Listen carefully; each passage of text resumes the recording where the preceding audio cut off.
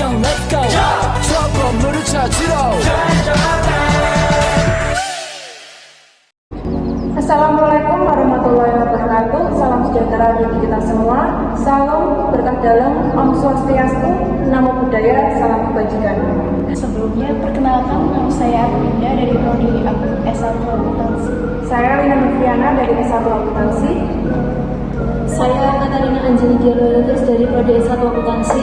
Saya Krisna Putri dari S1 Manajemen. Dan saya Christian dari S1 Akuntansi. Diskusi yang pertama yaitu tentang keberagaman agama dan kepercayaan yang ada di negara kita, yaitu Indonesia. Keberagaman agama dan kepercayaan adalah ragam agama yang dianut oleh masyarakat di suatu wilayah atau negara. Agama menjadi penuntun bagi manusia agar dapat menjalani kehidupan yang lebih baik dan benar, serta membuat manusia menjadi lebih berhati-hati dalam bertindak. Indonesia sangat menjamin kebebasan beragama, di mana setiap penduduknya berhak memilih dan menjalankan keyakinannya masing-masing. Keyakinan tersebut harus berdasarkan kepada Tuhan Yang Maha Esa, di mana hal ini sesuai sila Pancasila yang pertama, yaitu ketuhanan Yang Maha Esa. Masyarakat diharapkan dapat hidup berdampingan secara damai di tengah-tengah perbedaan keyakinan ini dan tidak memaksakan kepercayaan dan mengganggu keyakinan orang lain. Indonesia mengakui secara resmi agama-agama yaitu Islam, Kristen, Katolik, Hindu, Buddha, dan Konghucu. Yang kedua adalah agama dan aliran kepercayaan yang ada di Indonesia.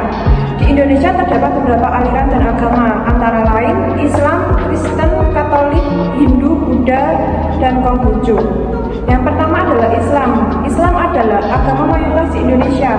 Mayoritas umat Islam di Indonesia mengikuti ajaran Sunni. Di antara lain, masyarakat Sunni tersebut berafiliasi dengan organisasi Al-Jamiyatul Wasliyah, Nahdlatul Ulama, dan Muhammadiyah yang memiliki wakil di Majelis Ulama Indonesia. Dan yang kedua adalah Kristen. Kristen adalah agama terbesar kedua di Indonesia. Terdapat berbagai denominasi dan aliran Kristen di Indonesia. Beberapa aliran Kristen yang signifikan di Indonesia adalah Advent, Baptis, Metodis, Lutheran, dan Gereja Yesus Sejati. Dan yang ketiga adalah Katolik. Katolik adalah agama yang meyakini Yesus Kristus sebagai Tuhan yang menjadi juru selamat bagi manusia. Terdapat aliran kepercayaan agama Katolik yaitu Gereja Katolik Roma dan Gereja Katolik Ortodoks. Tetapi yang diakui di Indonesia hanya aliran kepercayaan Gereja Katolik Roma. Gereja Katolik Roma dipimpin oleh Paus yang berkedudukan di Vatikan. Yang selanjutnya adalah Hindu. Hindu merupakan agama yang dianut oleh sebagian masyarakat di Bali, dan juga terdapat komunitas Hindu di beberapa wilayah lain di Indonesia. Aliran Hindu yang dianut di Indonesia umumnya adalah agama Hindu Bali yang memiliki keunikan dan tradisi tersendiri. Yang selanjutnya adalah Buddha.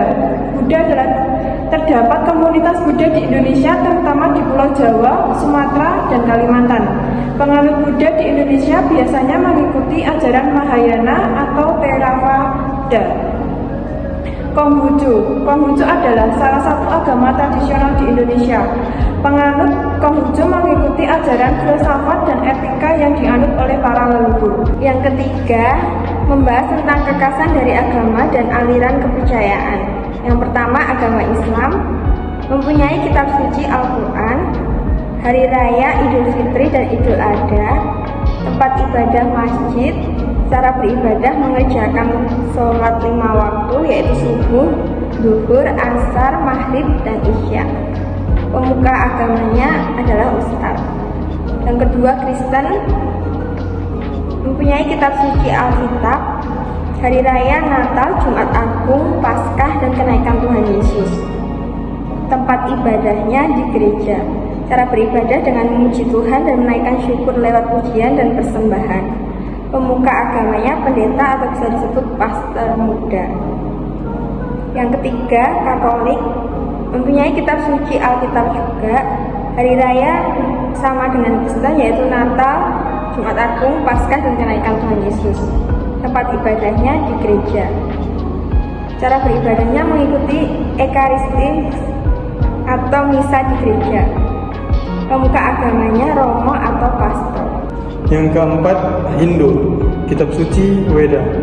Hari rayanya Diwali, Holi, Sivaratri, dan Janmashtami.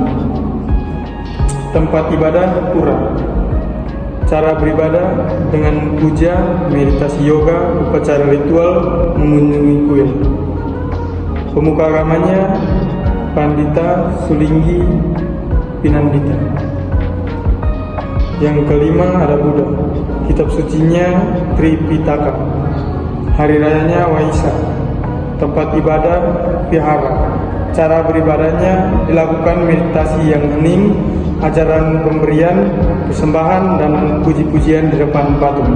Pemuka agamanya biku atau bikuri.